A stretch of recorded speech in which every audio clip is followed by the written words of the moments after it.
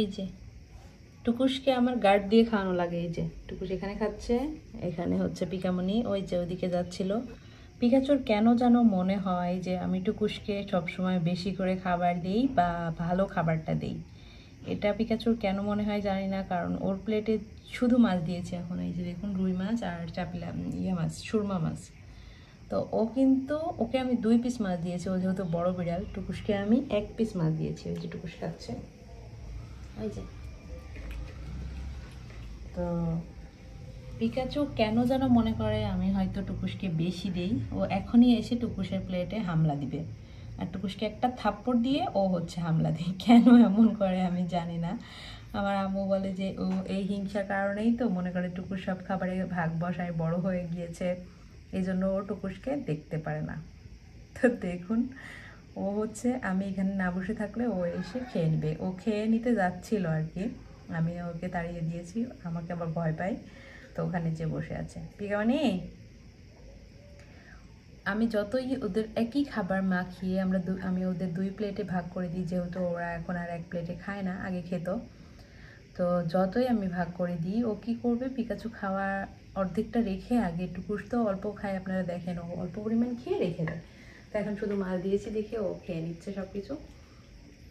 তো আপনারা সবাই জানেন ও তো অল্প খেয়ে রেখে দেয়। আর পিকাচু কী করে, আগে গিয়ে টুকুসের প্লেটটা চেক করে, টুকুসের প্লেটে থেকে 1 লোকমা হলেও খায়, খেয়ে তারপর আবার ওর প্লেটে আসে। মনে করে যে টুকুসকে মামুনি কি অন্য খাবার দিয়েছে নাকি ভালো খাবার দেয়। যে দেখুন এখন বকা দিয়েছি, তারপর ওখানে গিয়ে রাগ করে খাটের নিচে গিয়ে বসে আছে।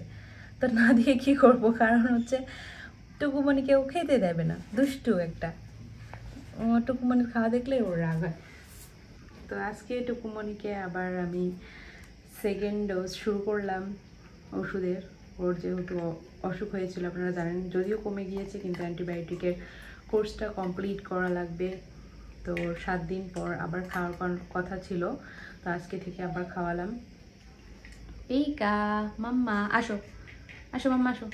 বাবা বাবা বাবা বাবা, লুকাইছে মাম্মা, লুকাইছে বকা। ওই মা আসো, মা আসো, বকা বলবো না, তুমি আসো। তুই তো খা, তোকে তো তোমারই বাবু, তুমি এত হিংসা করো কেন বাবা? তো হিংসা করে কেউ? হ্যাঁ, কেউ এত হিংসা করি? অনেক হিংসা করে টুকুসকে।